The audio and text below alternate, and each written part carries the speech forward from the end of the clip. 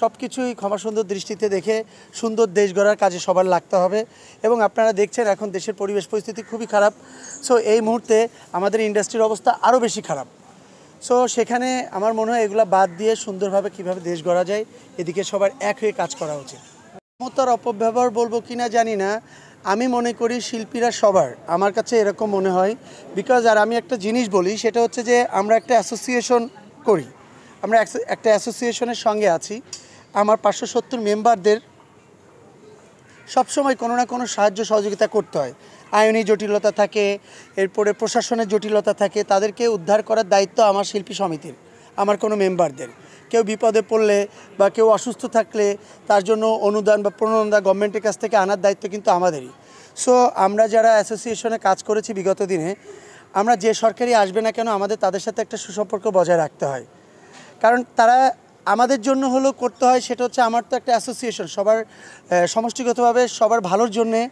আমরা এমন না যে আমরা দলীয়করণভাবে বা দলীয়ভাবে কোনো প্রোগ্রাম করতে যাই বা দলীয়ভাবে কোনো দলকে সাপোর্ট দিয়ে আমরা তাদের জন্য অতিরঞ্জিত কোনো কিছু করে ফেলি, এরকম কিন্তু কিছু না। কিন্তু হ্যাঁ, হাতে গোনা আমাদের ভাই ব্রাদার বা আপুরা যারা দু একজন যারাই করেছে কিনা, তারা হয়তো বা এই দলের কোনো না কোনো পোস্টে ছিল, কোনো না কোনো কাজের দায়িত্বে ছিল, সেই কাজের ক্ষেত্রে তারা করেছে আর কি।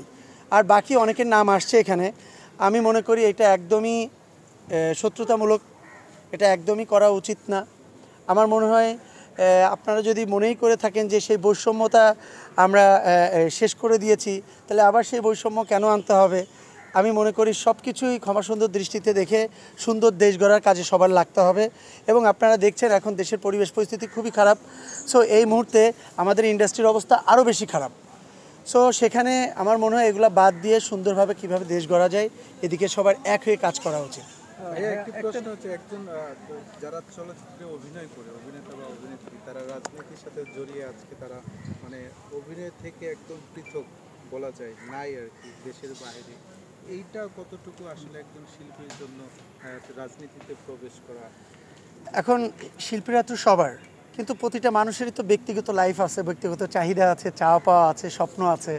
তো সেদিক দিয়ে একটা মানুষ স্বপ্ন দেখতেই পারে যে আমি একটা সংসদ সদস্য হব, আমি এখানকার একজন কমিশনার হব। সো সেদিক দিয়ে বিচার করলে আসলে এখানে আর কিছু বলার থাকে না আর কি। একটা শিল্পী সার্বভৌমত্ব এই দেশে চাইলে সে সব কিছুই করা সম্ভব, কারণ সে আমাদের মানতে হবে সে একজন মানুষ। তার ব্যক্তিগত অনেক চাওয়া পাওয়া থাকতে পারে, পরিবেশ থাকতে পারে, এলাকা থাকতে পারে। তাদের জন্য যদি তার কিছু করতে হয়, অবশ্যই তাকে কোনো না কোনো প্রতিনিধিত্ব করে কাজ করতে হবে। সেক্ষেত্রে যে দল থাকবে তখন ক্ষমতায়, তার হয়ে হয়তো বা কাজ করবে, নাহলে সে তার এলাকা বা সোশ্যাল ওয়ার্ক কাজ করতে গেলে তো তার অনেক ধরনের বিঘাত ঘটবে। সেদিক দিয়ে আমার মনে হয় আমি এটা কোনো নেগেটিভ সেন্স মনে করি না, আমার মনে হয় এটা পজিটিভ একটা ব্যাপার।